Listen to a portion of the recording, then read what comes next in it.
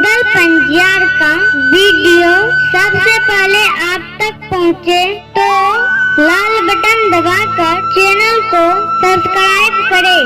और घंटी के निशान अवश्य दबावें। चलिए बिशप प्रसंग पर अपनी मीरा साहब के प्रसंग के आदेश के श्रद्धालु श्रोता भगवान चलिए अपनी श्रीमती मीरा साहब के प्रसंग के सुनावे छी संत श्रीमती श्रोता बाबू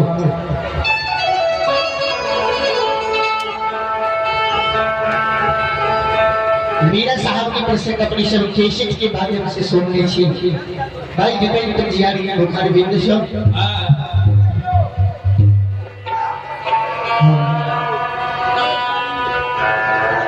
वही प्रसंग सुनवा गुजारिश है कि जो कैसेट में आप गाए हैं वही कृपया माधव काना महाशरी वाला श्रद्धालु श्रोता भगवान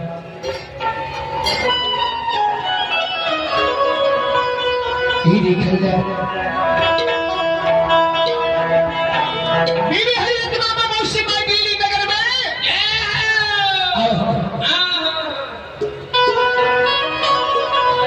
ये कटा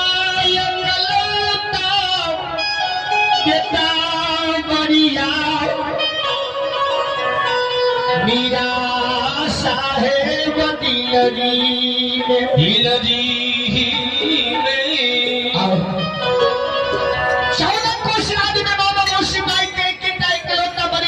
मीरा साहब दिल्ली नगर में रहती है।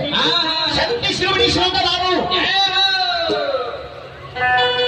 जे बढ़िया बेटा मीरा साहब मामा मौसी माई के दिल्ली नगर से मक्का मदीना गेला और मक्का मक्केश्वर से 5 लाख कैले नौ जाकर की यात्रा बना के दिल्ली नगर में सुल्तान है।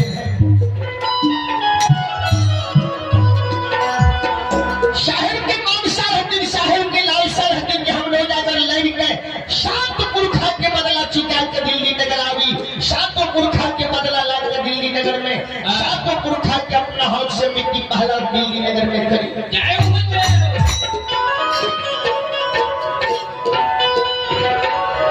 श्रोता बंधु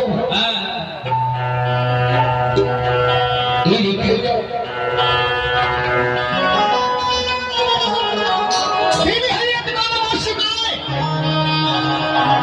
भैया बेटा के जोड़े के कारण दिल्ली नगर में बलजुगती लगल थी बिना दिन बिना गौनों के बाबा माई बेटा के जोड़े के कारण दिल्ली नगर से जयपुर नगर से दिल्ली नगर होता हूँ कहलावल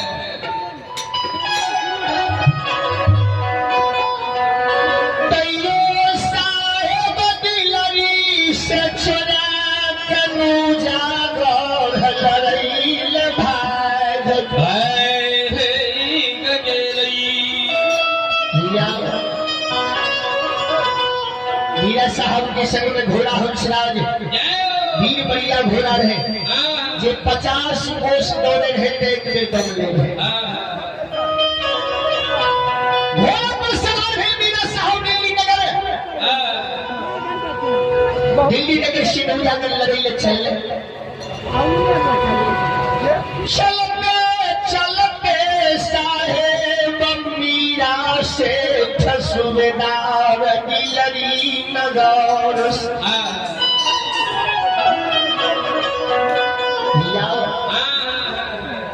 अपनी सुन लो मीरा साहब 3 गो गढ़ के लड़ाई जीत के 4था गढ़ में प्रवेश करने जा रहे हैं। श्रोता देखिए सिवान के लड़ाई का नाम हासिल से मीरा साहब लड़की लाहीगढ़ में लड़ल के टेशन लड़ाए खजरा नदी धार में लड़ल श्रद्धालु श्रोता भगवान 4था गढ़ मीरा साहब के 52,000 दल प्रवेश करे ले जाए भैया गाना है विशाल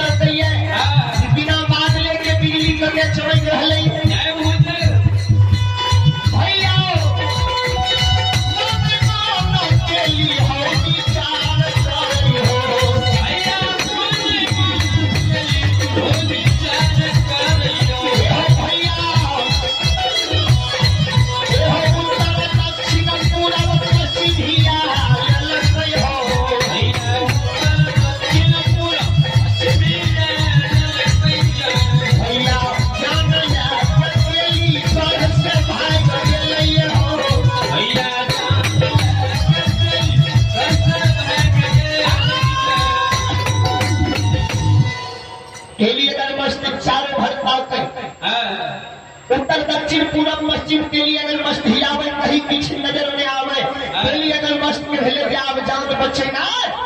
मुश्किल है भैया पहले अगर मस्त चांद लाकर दर से भाग ले शेखानी शुरू कर बुलाओ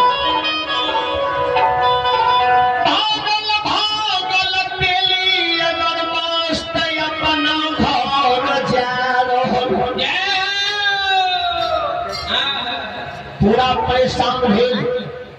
अब शांत भेल तेली अगर मस्त भागल भागल अपना घर जाए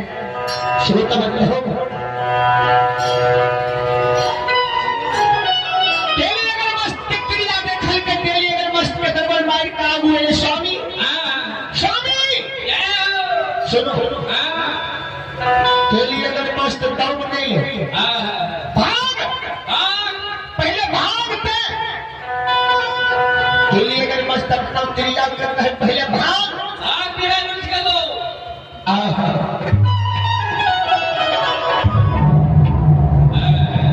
तेली अगर मस्त में क्रिया कर की भेल